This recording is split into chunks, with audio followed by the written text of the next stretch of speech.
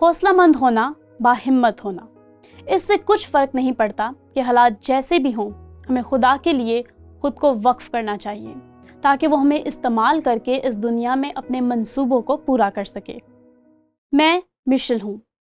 یروشلم میں پولس رسول کی ناقابل یقین اعزا رسانی کے دوران، اور ہم یہاں اس کا مطالعہ کر رہے ہیں جیسا ہم نے اعمال کی کتاب میں اصولوں کو دیکھا، لیکن اس تمام اعزا رسانی کے دوران متن میں چھپے ہوئے لوکا نے ایک زبردست چھوٹی کہانی قلم بند کی ہے جو واقعی اس اصول کو واضح کرتی ہے، اور یہ پولس کی بہن اور اس کے بیٹے سے متعلق ہے۔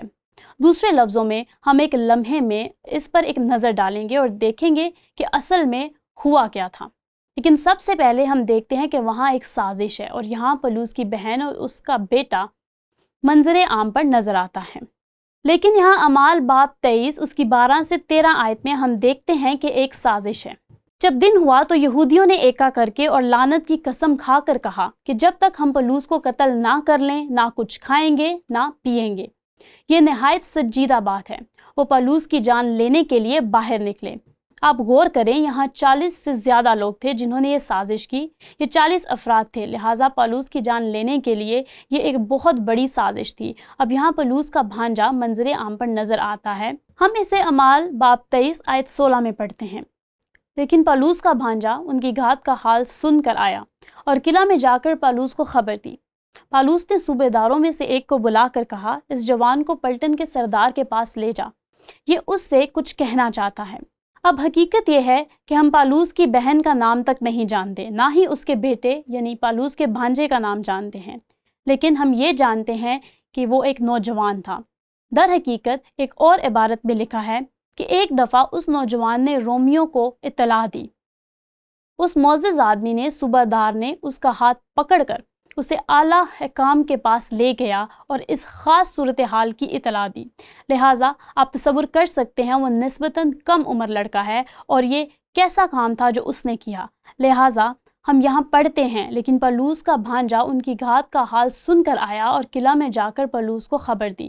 تو یہاں صورتحال یہ ہے کہ وہاں ایک نوجوان جو اس صورتحال سے نمٹنے کے لیے موجود ہے تاکہ جسے خداوند استعمال کر سکے، اور یہ بہت حوصلہ مند ہے۔ اسی لیے میں نے اس اصول کو حوصلہ مند ہونا کہا ہے۔ اب ہم نہیں جانتے کہ اس کا ماخذ کیا تھا، نہ ہی ہم یہ جانتے ہیں کہ پولس کی بہن کو یہ معلومات کیسے ملی۔ ہو سکتا ہے کسی کے دور کے رشتہ دار سے یا یہ سب جانتا تھا، لیکن کوئی خبر ضرور تھی، اور خدا کی قدرت سے وہ خبر رساں پہلے پولس اور پھر رومیوں کے پاس آیا اور انہوں نے اس پر عمل کیا۔ لیکن میں ایک لمحے کے لیے اس نوجوان کے بارے میں سوچنا چاہتی ہوں، اور لیکن وہ کلام مقدس کو سمجھتا تھا، شاید ویسا ہی اس نے کیا تھا، اور میرے خیال سے ہم فرض کر سکتے ہیں کہ وہ ایماندار تھا۔ وہ یسوع مسیح کو مسیحا جانتے ہوئے حقیقی ایماندار تھا، کہ شاید پولس کی بہن نے اپنے بیٹے کو یشوع کی کہانی سنائی تھی اور کہا، بیٹا تمہارے سامنے ایک مقصد ہے، اور ہو سکتا ہے یشوع 9 پہلی میں سنائی ہو جس میں لکھا ہے، کیا میں نے تجھ کو حکم نہیں دیا؟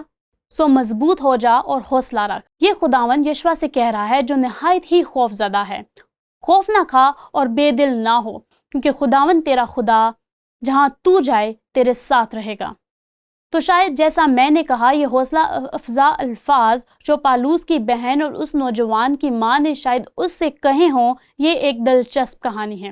جیسا کہ میں نے کہا، یہاں لوکا کہانی بیان کرتے ہوئے کہتا ہے، ہر اس چیز کے درمیان جس سے پولس گزر رہا تھا، اور یہ مجھے خیال اور رد عمل کے سوال کی جانب لے جاتی ہے، شاید ہمیں اس قسم کی مجرمانہ سازش کو بے نقاب کرنے کی زبردست ذمہ داری کا سامنا کبھی نہ کرنا پڑے۔ لیکن خدا کی مرضی کو پورا کرنے میں حوصلہ مند ہونے کے لیے ہمیں کن آزمائشوں کا سامنا کرنا پڑتا ہے، اور ان چیزوں میں سے ایک چیز جو میں اس اصول کو لاگو کرنے کے سلسلے میں سوچنا چاہوں گی، وہ دستیاب ہونا ضروری ہے۔ صرف دستیاب رہیں تاکہ خداوند مشکل وقت میں ہمیں استعمال کر سکے، ایسے کاموں کو انجام دینے کے لیے جن میں حوصلے کی ضرورت ہے۔ اور چونکہ یہ نسبتاً جوان آدمی تھا، اس لیے میں صرف ایک لمحے کے لیے کسی بھی نوجوان سے بات کرنا چاہوں گی۔ آج ایک نوجوان کے طور پر، اور ہم سب ایسے نوجوانوں کو جانتے ہیں جنہیں اس چیلنج کی ضرورت ہے، اور یہ خداوند کے لیے دستیاب ہونا ہے۔ اعزا رسانی کے باوجود یسوع مسیح کی خاطر کھڑے ہونا حوصلہ مند ہونا ہے۔ اور اس دنیا میں رہتے ہوئے بہت خوفناک ہیں، کیونکہ بہت سے لوگ ہیں جو ہمارا مذاق اڑائیں گے، ہمیں دیوانہ کہتے ہیں، ہمیں پرانے زمانے کا کہیں گے، لیکن حقیقت یہ ہے کہ مجھے یقین ہے کہ خدا آپ کو عزت بخشے گا، خدا ہم سب کو عزت بخشے گا جو اس اصول کو اپنی زندگی میں لاگو کرتے ہیں۔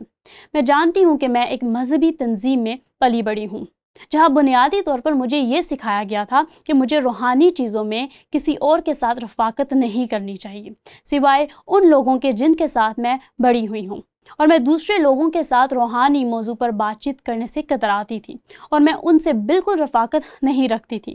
لیکن میں مسیحی ریڈیو سن رہی تھی اور میں نے مذہبی نظام کے ایک بڑے پہلو کے بارے میں سننا شروع کیا، اور میں نے سچائی کو سمجھنا شروع کیا اور خود سے بائبل کو پڑھنا شروع کیا، اور میں یہ دیکھنے لگی کہ خدا کی مرضی کیا ہے بجائے اس کے کہ مجھے کیا سکھایا گیا تھا۔ اور نتیجتاً خداوند نے میری حوصلہ افزائی کی کہ میں کلام کا مزید مطالعہ کروں، اور مجھے یاد ہے کہ میں ریڈیو سن رہی تھی اور میں نے اسے آپ میں سے کچھ کو یہ بتایا بھی۔ ایک دن میں نے اس تنظیم کے بارے میں سنا جس کا نام یوتھ فار کرائسٹ ہے، اور وہ انڈیانا میں ہمارے گھر سے تقریباً 60 میل دور ایک ریٹریٹ سینٹر میں کانفرنس کر رہے تھے۔ تب میری عمر 16 سال تھی اور میں متجسس تھی، اور میں نے اپنے والدین سے پوچھا کیا میں اس کانفرنس میں جا سکتی ہوں، اور میں نے ایسا ہی کیا۔ میں اور میرے بھائی نے گاڑی لے لی اور ہم گاڑی چلا کر گئے اور ساری رات گاڑی میں سوتے رہے، اور اگلی صبح میں ایک نوجوان مبشر کو سننے گئی۔ یہ مرحوم بلی گراہم تھے، اور میں نے انہیں بولتے سنا، اور یہ ان کی دنیا بھر میں خدمت کے آغاز سے پہلے کی بات ہے۔ مجھے مخصوص الفاظ یاد نہیں ہیں، لیکن مجھے ان کا پیغام یاد ہے کہ انہوں نے کیا کہا۔ لیکن اس نے مجھے واقعی بہادر بننے اور حوصلہ مند ہونے کا چیلنج دیا، اور یسوع مسیح کے لیے موقف اختیار کرنا، اور خدا کے کلام کے لیے، اور اسے نرمی، رحم دلی اور حساسیت کے ساتھ کرنا۔ اور نتیجتاً بالآخر میں موڈی بائبل انسٹیٹیوٹ چلی گئی، اور اس نے میری زندگی کو ایک قابل ذکر انداز میں بدل دیا۔ بس زندگی گزارنے کے لیے یہ اصول یاد رکھیں جو ہم سب پر لاگو ہوتا ہے۔ اس سے کچھ فرق نہیں پڑتا کہ حالات جیسے بھی ہوں، ہمیں خدا کے لیے خود کو وقف کرنا چاہیے تاکہ وہ ہمیں استعمال کر کے اس دنیا میں اپنے منصوبوں کو پورا کر سکے۔